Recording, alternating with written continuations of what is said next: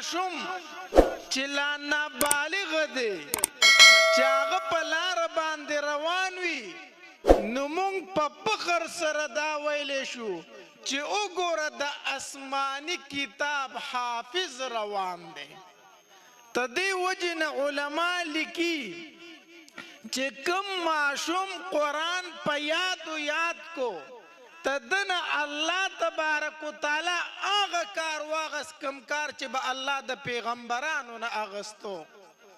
مخکې د آسماني کتابونو حافظان به صرف د وخت پیغمبرانو،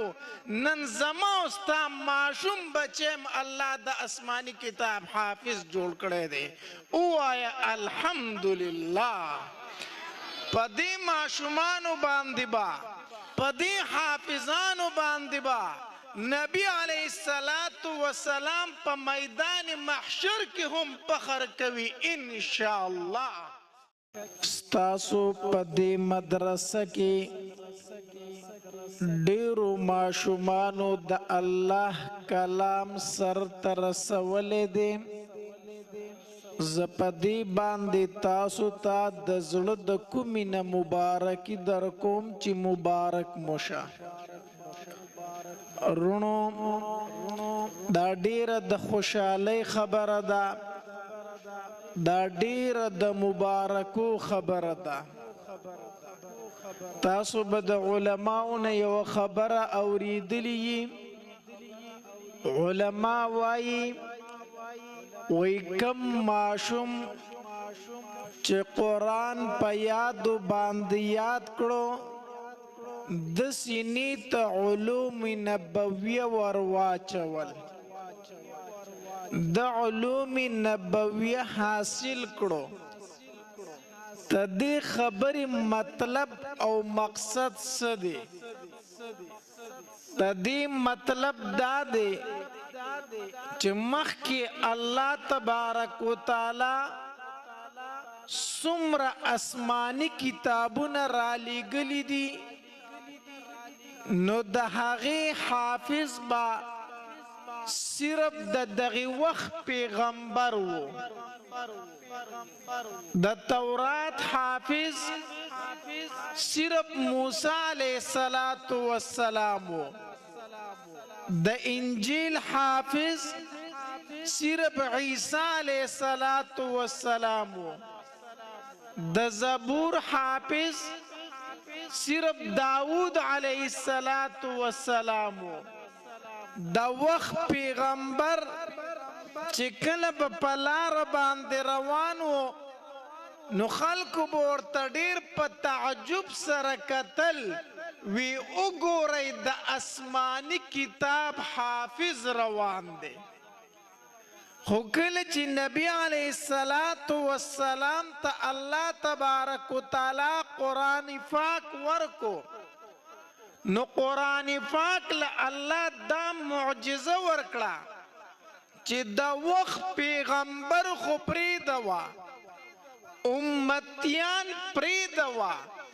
په امتیانو کې چې کوم نابالغ ماشومان دي هغه الله د قرآن حافظان جوړ کړو. ووایې الحمدلله. هغه ماشوم چې لا نابالغ دی چې هغه په لاره باندې روان وي نو موږ په فخر سره دا ویلی شو چې وګوره د آسماني کتاب حافظ روان دی. د دې وجې نه علما لیکي چې کوم ماشوم قرآن په یاد کو تدنه الله تبارک وتعالی هغه کار واغست کوم کار چې به الله د پیغمبرانو نه اغستو. مخکې د آسماني کتابونو حافظان به صرف د وخت پیغمبرانو، نن زما او ستا ماشوم بچیم الله د آسماني کتاب حافظ جوړ کړی دی. ووایه الحمدلله. په دې ماشومانو باندې به په دې حافظانو باندې به نبی علیه السلام په میدان محشر کې هم فخر کوي انشاءالله. ځکه حدیث مبارک کې راځي نبی علیه السلام فرمایي په میدان محشر کې به اعلان وشي اے د تورات حافظانو پاسئ ادریږئ نو صرف موسی علیه السلام به ادریږي بیا به الله تبارک وتعالی اعلان وکړي اے د انجیل حافظانو پاسئ ادریږئ صرف عیسی علیه السلام به په میدان محشر کې ادریږي بیا به اعلان وشي اے د زبور حافظانو ادریږئ صرف داود علیه السلام به ادریږي خو قربان شم د خپل محبوب نه چې کله اعلان وشي اے د قرآن حافظانو ادریږئ نبی علیه السلام به پاسی په میدان محشر کې به ادریږي آواز به وکړي اے زما د امت حافظانو ادریږئ دا میدان محشر به د حافظانو نه ډک شي او نبی علیه السلام به په دې حافظانو باندې فخر کوي انشاءالله الله نو الله تبارک وتعالی ما تا ته هغه بچی راکړي دي چې نبی علیه السلام به په میدان محشر کې فخر کوي انشاءالله رونو قرآن دا معمولی کتاب نه دی ته د عجیبه برکات دي دله الله تبارک وتعالی ډېرې معجزې ورکړي دي تورات الله تبارک وتعالی په یو ځای نازل کړی دی انجیل الله تبارک وتعالی په یو ځای نازل کړی دی زبور الله تبارک وتعالی په یو ځای نازل کړی دی قرآن الله تبارک وتعالی په 30 کاله کې په وخت د ضرورت باندې لږ په نبی علیه السلام نازل شوی دی الله یو ځل نبی علیه السلام د جبریل امین نه تپوس وکړو اسی جبریله ته چې مال دا کم وحی راوړي دا کم قرآن مال راوړي دا الله تبارک وتعالی تعالی درکوي په اسمانونو کې څنګه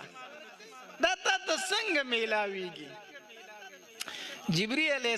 السلام ورته وفرمایل وی د الله محبوبه مال چې کله الله تبارک وتعالی یو آیت یا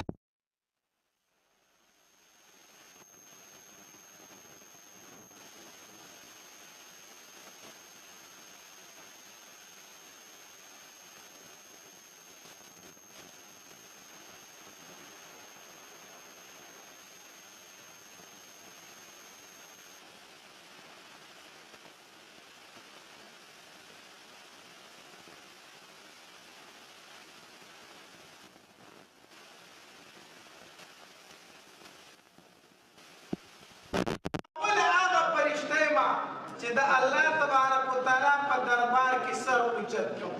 ما طرف ته متوجه شئ الله مالا لږ اواز تیز راکړی امید درم نه دا د لوډ سپیکر نه بغیر به تاسو واورئ صحیح ده ما طرف ته لږ توجه جبریل علیه السلام ورته وفرمایل وی د الله پاکه پیغمبره ما ته چې الله تبارک وتعالی یو آیت یا یو صورت راکړي د هغې نه مخکې په اسمان کې زلزله راشي سخته زلزله راشي د هغې د وجې نه تمامې فرشتې بېهوشه شي وی حتی تر دې پورې چې زه هم بېهوشه شم وی زه اوله هغه فرشته یم چې د الله تبارک وتعالی په دربار کې سر اوچت کوم د الله د طرف نه ما ته یو آیت یا یو صورت میلاو شي د هغې نه پس د نورو فرشتو نه بېهوشي لاړه شي وی نورې فرشتې بیا تپوس کوي چې الله تبارک وتعالی څه وفرمایل وی زه ورته وایم چې پلانکې آیت یا پلانکې صورت یې فرمایلی او دی پکې فرمایلي دي تمامې فرشتې په اسمانونو کې حق چغې کړي چې الله حق فرمایلي دي د الله پاکه پیغمبره چې کله بیا زه ځمکې ته راکوزېږم تا له دا آیت یا دا صورت راوړم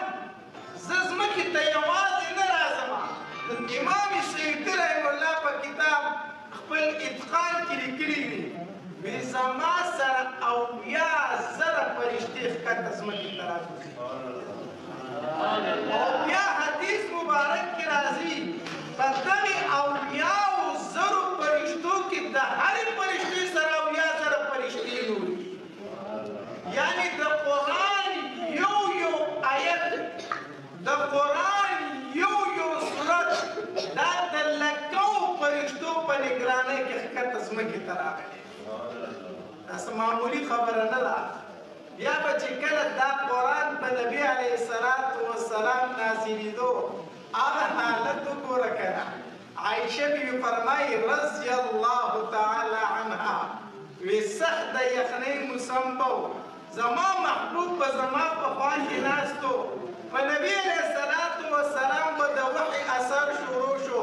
وی قسم په الله په سخته یخنۍ کې به د نبي علیه السلام د تندي مبارک نه دا ولې څڅېدل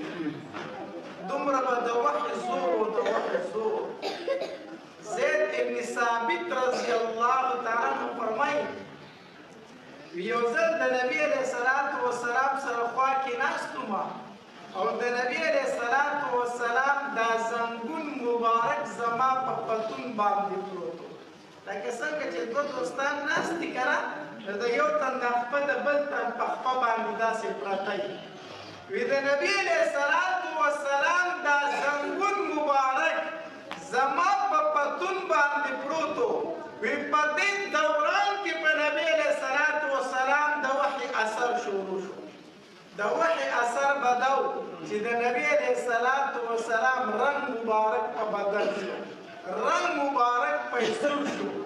په نبي علیه السلام د وحي اثر شروع شو وی قسم په الله د نبی علیه السلام دی زنګون زما پتون ته دومره زور راکو وی ما وی چې زما دا پتون زره مات شو دومره د وحي زور دومره د قرآن د نزول زور الله احادیث مبارکو کې راځي چې نبی علیه السلام په یو سورلۍ باندې ناست او په نبی علیه السلام به د قرآن وحي شروع شوله د نبی علیه السلام وزن به هغې سورلۍ نه شو برداشت کولی نبی علیه السلام چې به په کومه اوښه ناست و په نبی علیه السلام به وحي شروع شوه اوښه به فورا کېناسته د نبی علیه السلام وزن به یې نه شو برداشت کولی دومره د قرآن د وحي زور دا الله تبارک وتعالی تاسې په عجیبه شان سره دا کلام نازل کړی دی ووایئ الحمدلله دغه کلام الله تبارک وتعالی راکړی دی دا قرآن الله موږ ته راکړی دی د قرآن فخر دا زموږ فخر دی د قرآن لویي دا زموږ لویي ده د قرآن شان دا زموږ شان دی ځکه چې دا کتاب الله ما او تا ته رانصیب کړی دی ووایئ الحمدلله الله ورونو ډېر بختور یې نن بچو د قرآن سر ته ورسو د الله کلام یې سر ته ورسو قرآن یې ختم کړو حدیث مبارک کې راځي نبی علیه السلام فرمایي وایي د کوم انسان بچي چې په کومه ورځ باندې قرآن ختم کړي الله تبارک وتعالی فرشتو ته په دغې ورځ باندې وفرمایي ای فرشتو د دې مور او پلار چې کومه عملنامه ده دا ورله د ګناه نه پاکه کوي زما مورې خوشحاله شه پلاره خوشحاله شه په کومه ورځ چې ستا بچي قرآن ختم کړی دی په دغې ورځ باندې الله ستا عملنامه د ګناه نه پاکه دا څه معمولي خبره نه ده ښه دا څه وړه خبره نه ده مصیبت دا دی چې د دې انتظام د مخکې نه پکار دي تاسو اوس په بیان کې د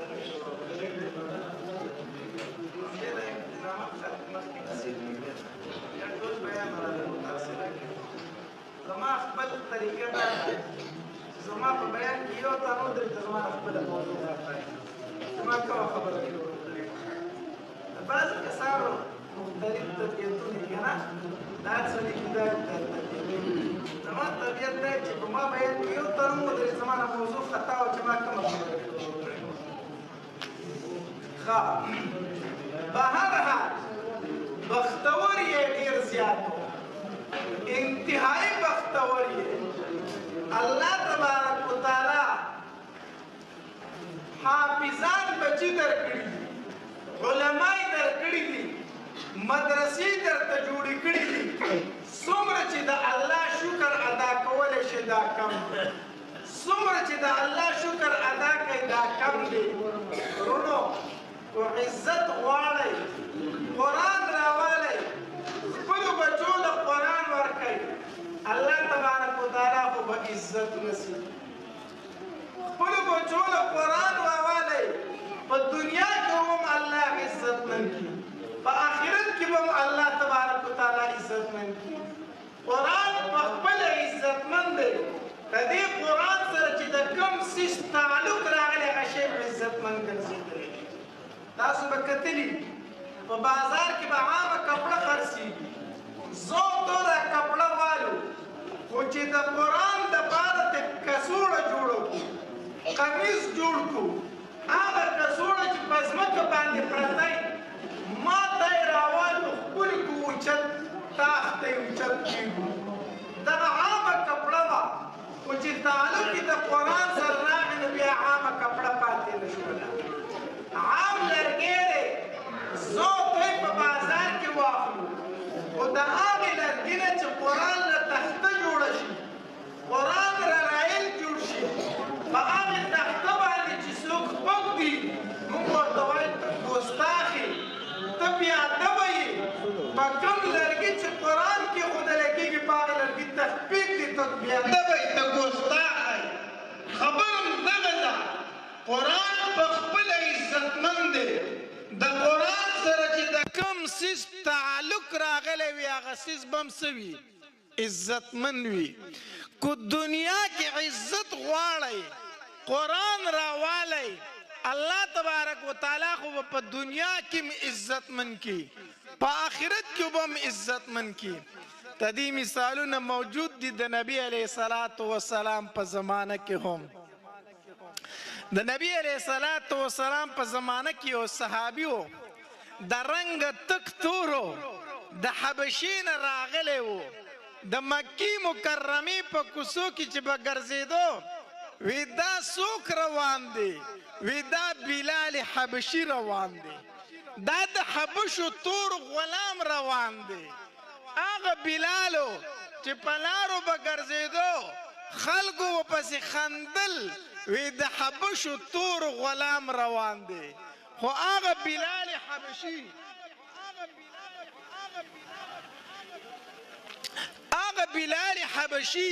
رضی الله تعالی عنهم چې کله قرآن راواغستو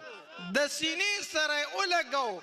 چې بیا به په لاره باندې روان و خلکو به وی دا څوک روان دی وی دا مؤذن رسول صلی الله علیه وسلم روان دی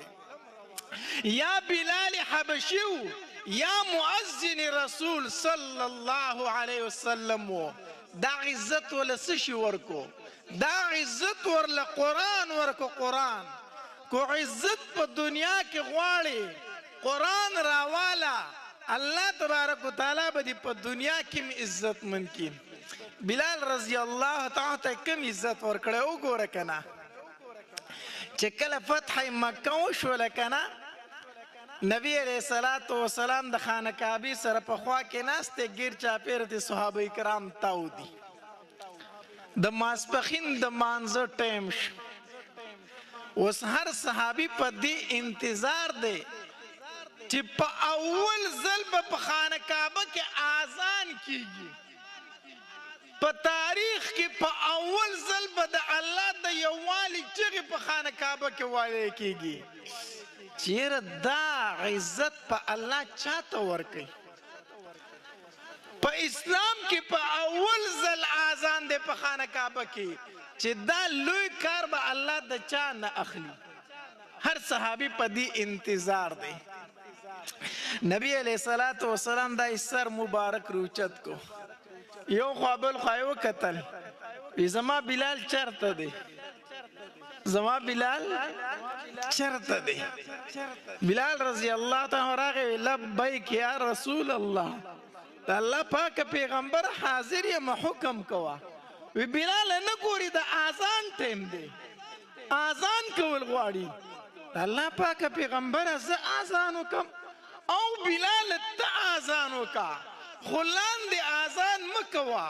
د خانه کعبې چت ته وخېجاو اذان وکا. الله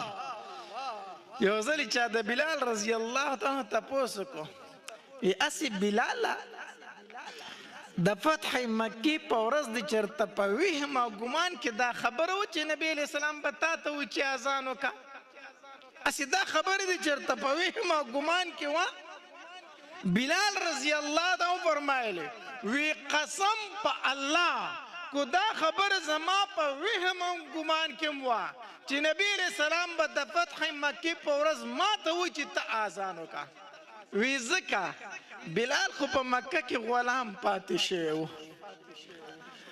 د بلال سرداران د خانه کعبې په خوا کې ناستو لوی لوی صحابه کرام ناستو ابوبکر ناستو عمر ناستو عثمان ناستو علی ناستو رضی الله تعالی عنهم اجمعین. دا د لوی لوی شان صحابه کرام ناستو اماوی چې د بلال څه اوقات دي چې بلال به اذان کوي. خو چې کله د اذان ټیم راغی نبی علیہ السلام فرمایي زما بلال چرته دی بلال راشه د خانه کعبې په چت باندې د الله اکبر چغې ووخه. دا عزت ورله څه شي ورکو دا ورله قرآن ورکو. قرآن کو په دنیا کې عزت غواړي قرآن راواله الله به د عزت من کی. د عمر رضی الله تعالی دور خلافت ته د خپل مرګرو سره ناسته ناسا پی وکتل چې بلال رضی الله تعالی راخکاره شو په لار را روان دی.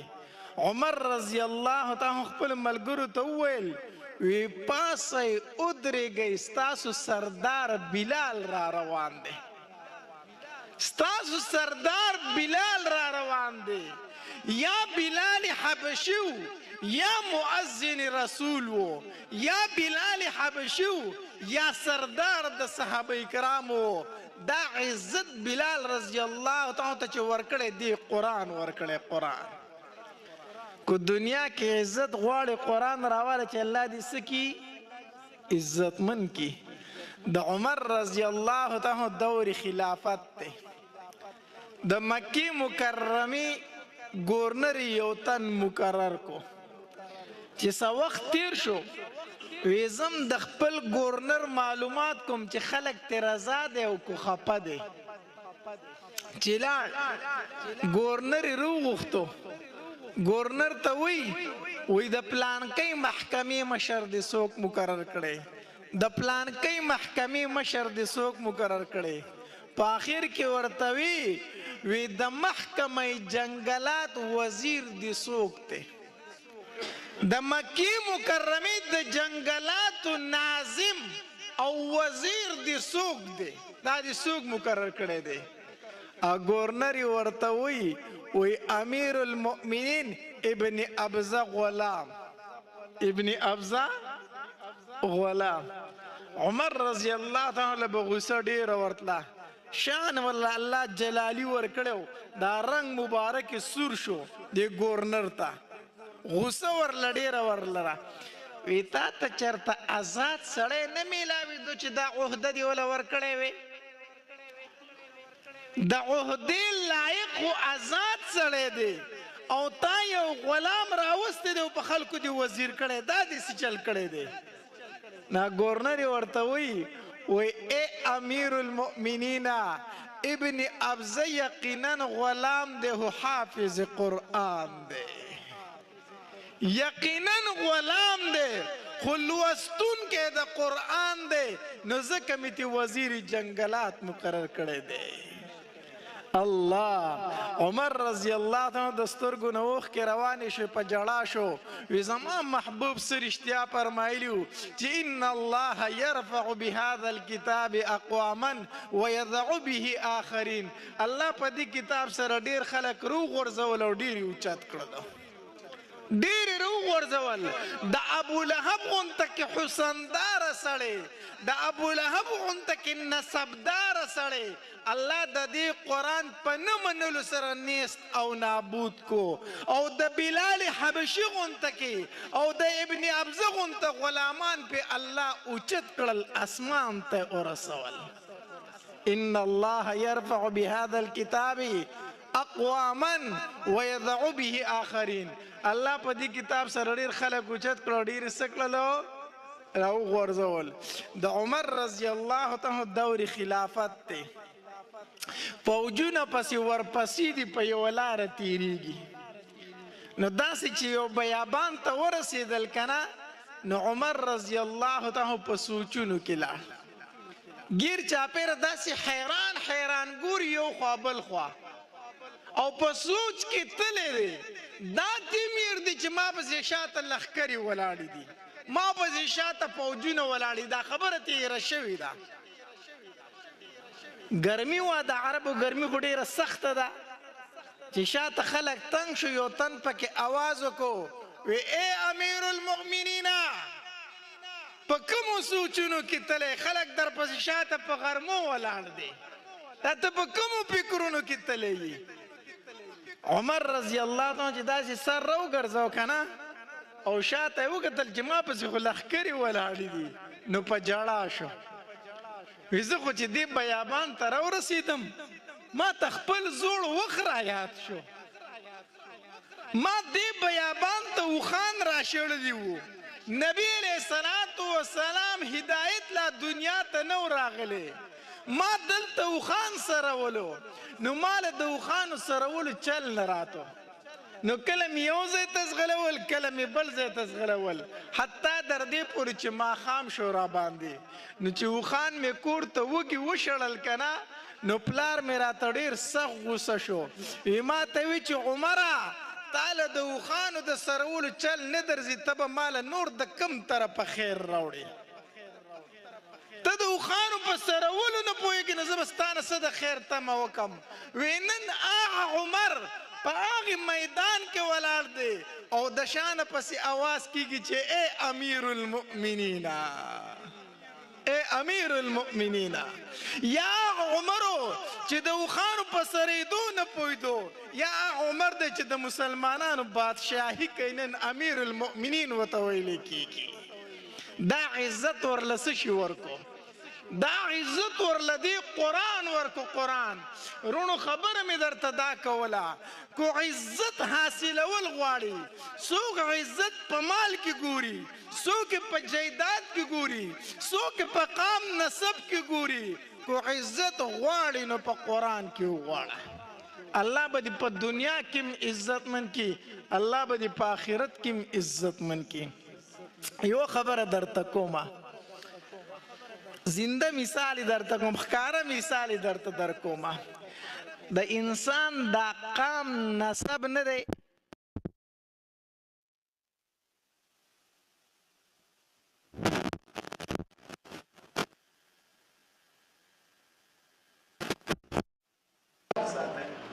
د انسان قام نسب بل شی نشي بدلولی، کو دا بدلیږي صرف په قرآن سره بدلیږي. تاسو به کتلي که نه، تاسو ته به چېرته د خپل د جومات د امام قام نسب نه معلوم، داسې ده که داسې نه ده، او نوم ورله هم اکثر نه ورځي. ما په یو مسجد کې تقریبا 14 کاله امامت وکړو، زما په خیال چې زما نوم به اوس هم هغوی له نه ورځي داسې دې مشرانو لره، خو مونږ ورته هلته استاد صاحب وایو، د جومات امام ته څه وایو؟ مونږ بونیریان ورته استاد صاحب وایو. نه پوهېږم تاسو به ورته استاد جي وایئ کېدای شي تاسو استاذ جي وایې یا به ورته مولانا صاحب وایې نو هلته مونږ ته وایي استاد صاحب لاړه او استاد صاحب راغی ټیک شو نوم ورله نه ورځي مونږ په دې خوشحاله یو چې دا نوم خو نه درځي دا تاسو زمونږ عزت کوئ ځکه راله نوم نه یادوئ مونږ په دې خوشحاله یو هلک ستاسو د جومات په قام نسب سره څه دی مولي صاحب دی که نه نو قام نسب سره څه دی او عالم دی که نه مولي صاحب دی که نه عزت یې کوئ داسې ده که داسې نه ده سپینګیری بابای اجي صاحب یې مونږ ته د کټ بره سر پرېږدي مونږ ورته وایي جي صاحب بده خبره ده بره کښېنه نه ما غر کوي زه به ستا نه بره کښېنم په سینه کې د قرآن پروت دی داسې ده که داسې نه ده عزت په دنیا کې غواړې قرآن راوله الله به دې په دنیا کې څه کي عزتمن کې عزتمن کې الله آخرت کې عزت هغه مې د دنیاوي عزت خبره وکړه که نه دنیا به مړه څه عزت دنیا به څه عزت 10 کاله ژوند دی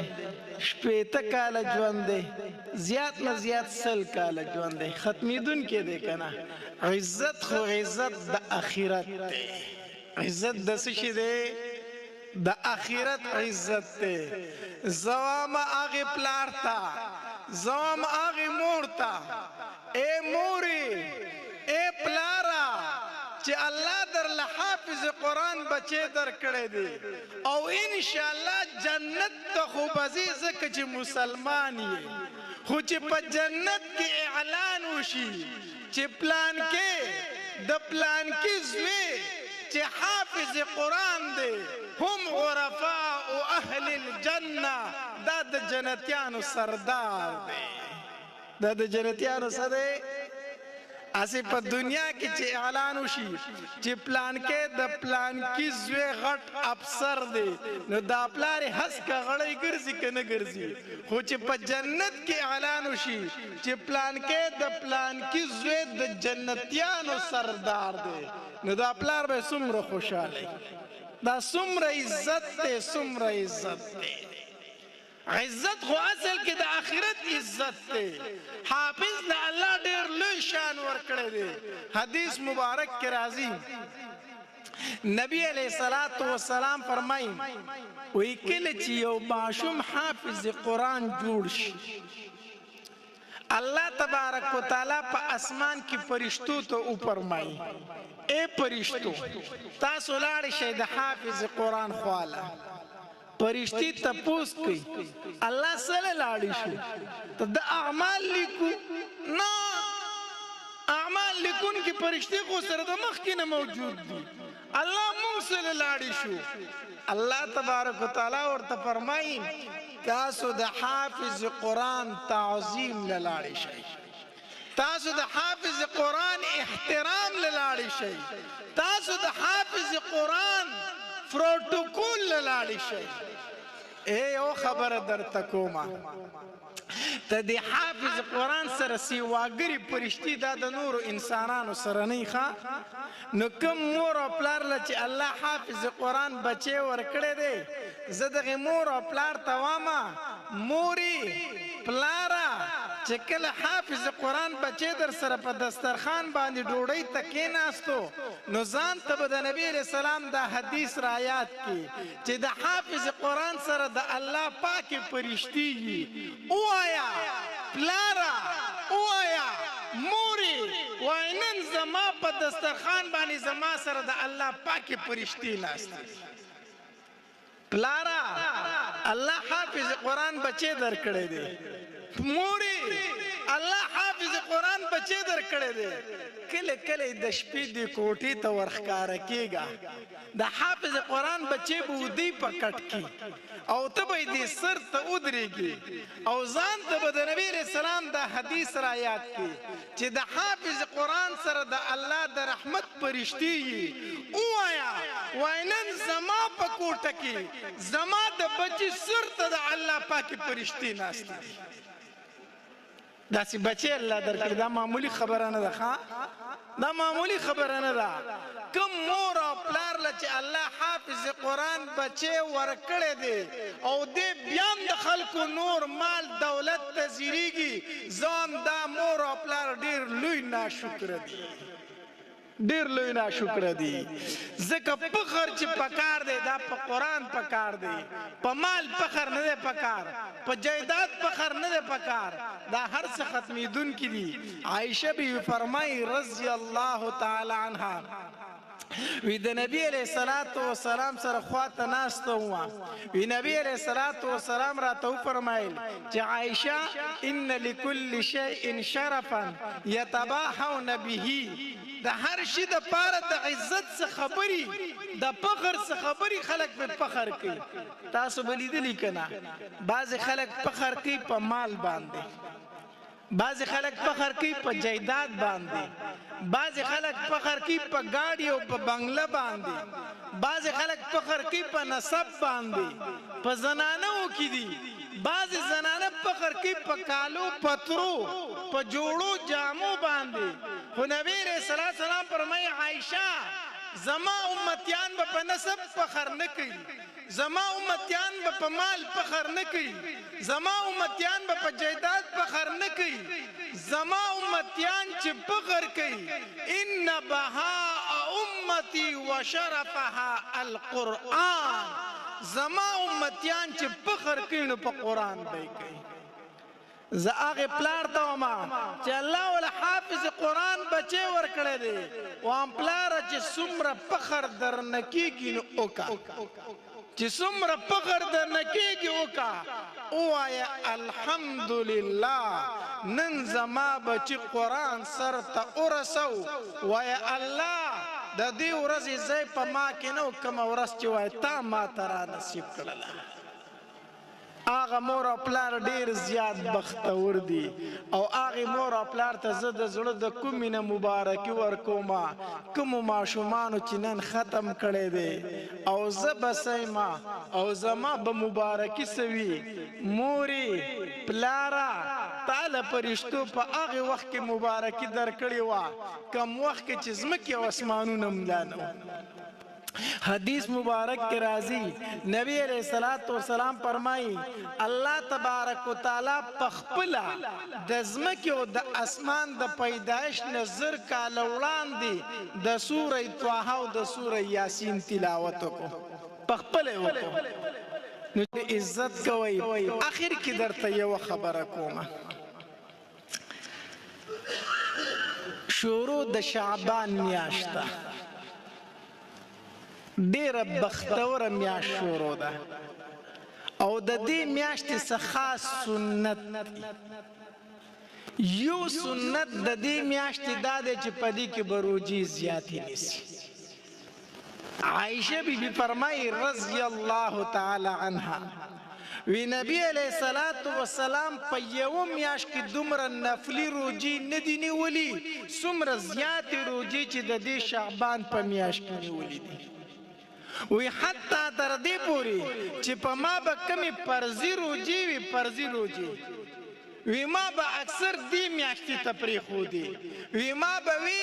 چې ټول کال د نبی علیہ الصلوۃ والسلام خدمت کومه او په دې میاشت کې نبی علیہ السلام په خپله نفلي روجې نیسي نو زه به په کوثره د خپلې فرضي روجې نیسم په دې میاشت کې به نبی علیہ السلام ډېرې فرضی روجی نیوی او دا غی نبی علیہ السلام وجه هم ذکر کړی دا لکه اسامه رضی الله تعالی فرمای وی د نبی علیہ السلام نه وزل تپوس شو د الله پاک پیغمبره ته په بل میاشت کې دومره نفلی روجی نه نیسی څومره چې په دې میاشت کې نیسی دا ولی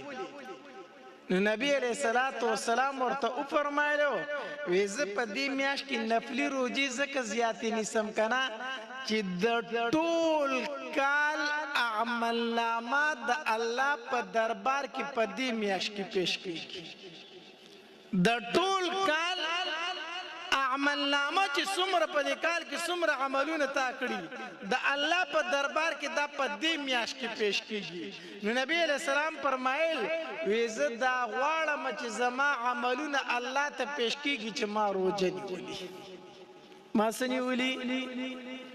تاسو ته یو خبره کوم د نبی اسلام په عملنامه کې بسو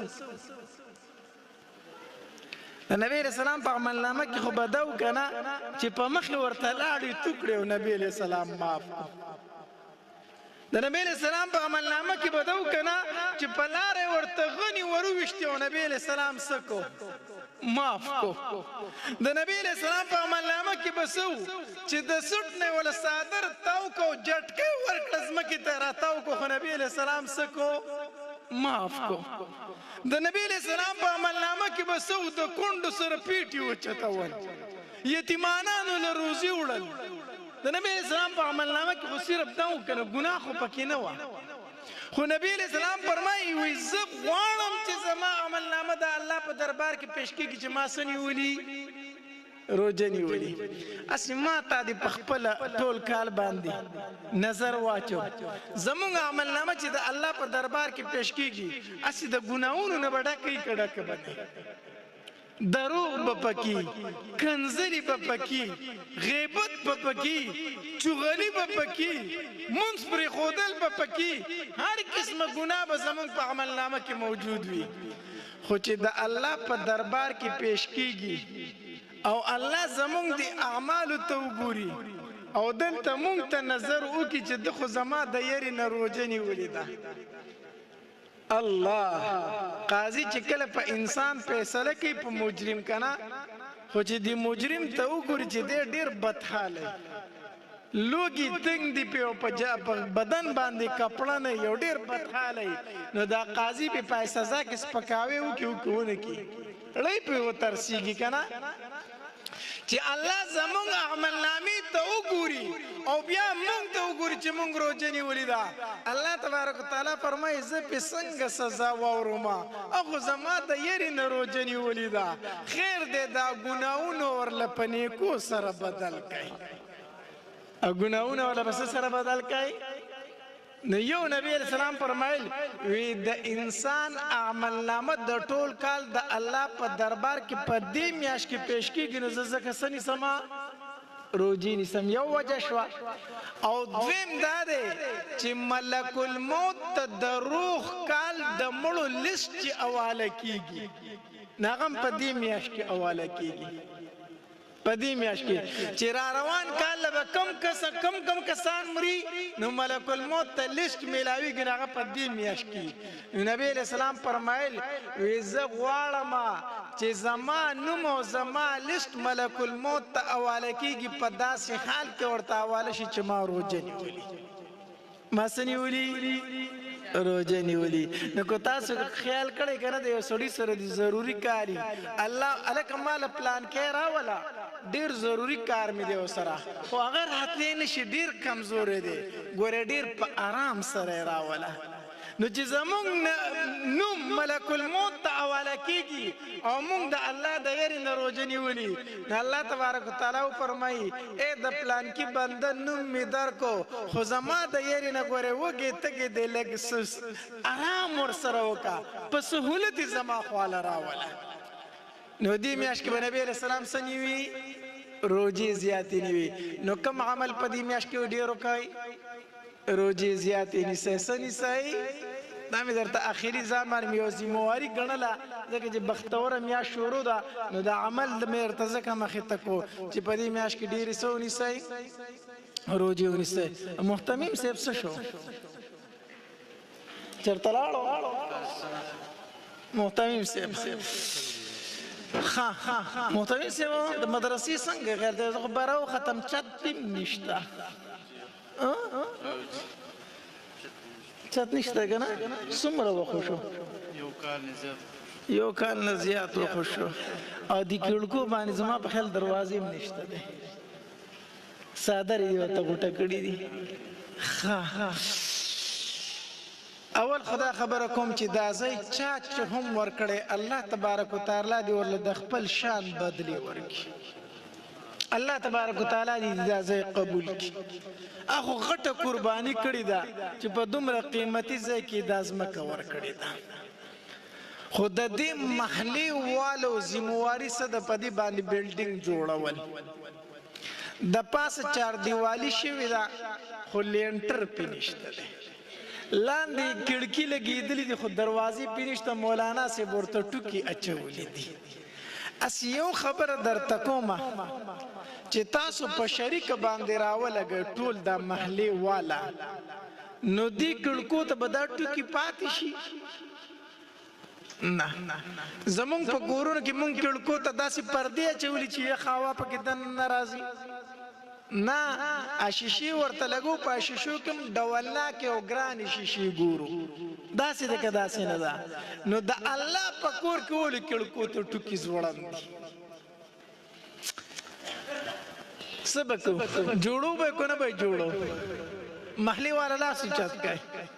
محلي والا را سره لاس اوچت کړئ زه چې کومې مدرسې ته تللی ما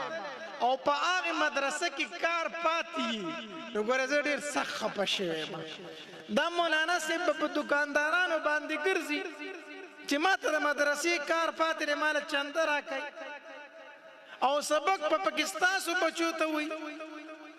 دا مولانا صاحب د دکاندارانو نه پټیږي د دې وجې نه چې په ما د مدرسې قرضه د ما ته غږ ونه کړي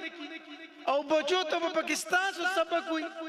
سره د پټکي چې ده ته وینا کېږي چې په تا د مدرسې قرضه ده تاسو پې خوشحالېږئ سره د پټکي چې دې دکاندار ته ودرېږي چې زما په مدرسه کې کړکو ته پردې پرتې وي شیشې پې نشته دی او هغه ورته وایي ما معاف کا او دې دا سر ښکته کې ور روان شي خفه شي چې ما خو د الله د کور دپاره غوښته تاسو پې خوشحاله یې په دغې ورځ باندې دا مولانا صاحب بچندو ته نه پرېږدی مولانا صاحب بچندو ته نه پرېږدی مولانا صاحب له به تاسو راځئ مولانا صاحب کار راته ښیي او مونږ به یې کوو مونږ ته کار ښیه څه کار کول غواړي وګورئ نن پکې د قرآن ختمونه دي خوشحاله یې که خوشحاله نه یې ستاسو بچو ته پکې دا وښودلو چې بچیا کو پلار ته نه خفه وګورئ د جنت بوی در باندې حرام دی ستاسو بچو ته پکې دا ښول چې بچیا کو جنت حاصلول غواړي ځان د مور د خپو خوري حساب کنه هغې نه به جنت ته ځي ستاسو بچو ته پکې دا ښیي که دا نه ښیي نو دا بلډینګ به دا مولانا صاحب په خپله جوړوي کو تاسو به ورله جوړوئ تاسو به ورله جوړوئ که نه جوړوئ هر سړی ځان له کور جوړولی شي ځان له بنګله جوړولی شي او د الله کور مونږ په شریکه نشو جوړولی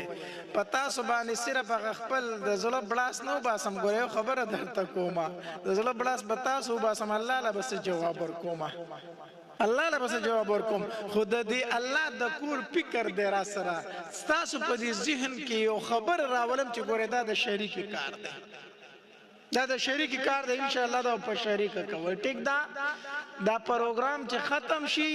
را روان کال له انشاءالله چې بل پروګرام کیږي چې بر مسجد جوړ شوی او د هغې د لاندې د چت د لاندې وي انشاءالله چې را روان پروګرام د چت د لاندې انشاءالله مدرسه باندې قرضه شته نشته الحمدلله دا غټه خبره ده چې په مدرسه قرضه نشته دی خو دا خو به جوړول غواړي دا به څنګه ښه ګوره یو خبره درته کومه د دیني خبرې چې وشي که نه دې ټایم کې به سړي کې لږه څه جذبه هغه حدیث مبارک کې راځي یو صحابي بار چغې والي وي زه خو منافق شوم زه خو منافق شوم ایک شو ابوبکر رضی الله تعالی راغی ویل که څه چل دی څه چغې ووایي چې زه منافق شوم زه منافق شوم وی زه چې د نبي علیه السلام په مجلس کې ناست یم یو شان شمه خو چې کور ته لاړ شم نو بیا بدل یمه هغه حالت وینئ کوم چې مې د نبي علیه السلام په مجلس کې نو ما وایي چې دا خو زه منافق یم چې هلته یو شان یم کور بل شان یم ابو بکر رضی الله تعالی فرمایله لکه دا خبره خو زما سره سوچ پیدا کړه دا خو زم داسې یم بیا خو زم منافق یم دا خو زما سره فکر پیدا کړه زه چې نبي علیه السلام خواله ځو نبي علیه السلام خواله لاړو کېناستل ای صحابي بیا چغه کړه پلان کې منافق شو نبی رسول الله ویل څه چل شوی دی د الله پاک پیغمبر چې ستا په مجلس کې ناس يم زړه مې یو شانی خو چې کور د خزه د بچو سره کېنم زړه مې بل شان شي نو دا خو منافقت دی نبی رسول الله ورته فرمایلو وی څنګه چې زما په مجلس کې دي زړه وی کو داسې بار هم وکنا څنګه چې زما په مجلس کې او داسې بار هم شوي نو بیا خو به در سره په دې کوڅو کې فرشتي سلامونه کوي خامخا زما د مجلس اثر به جدا او د کور د مجلس اثر به دا منافقت وي نه دی نو تاسو هم خپل دینی مجلس کې نه سي لګرم به ټیک ده کنه جذبه برګه زیاته ده څه ده څه نه ده دا ځای برغوي کنه برغوي رغوي به ان شاء الله کنه لا سوچت کې د څوک به کې د زړه اخلاص کې د زړه نه په کې څوک تعاون کې د زړه شابه دا نقدي پیسې مال دلته راوړای د لاسونو جیب ته شابه چې څوک به کې او کړه به کې وشي کنه شابه مولانا سیوا زما طرف به دا قبول کړي مېر مولان یو دور زیات خو نشو ورکول خو 100 روپے پکې قبول کړي زمونږ نه سیدا شابه بیا دا نه و چې مولان پکې خپل نه ورکې زمونږ نه غواړي سید کنه شابه دلته راوړي کنه ته پسې موړ ساته کنه د درې کمرو د سوشي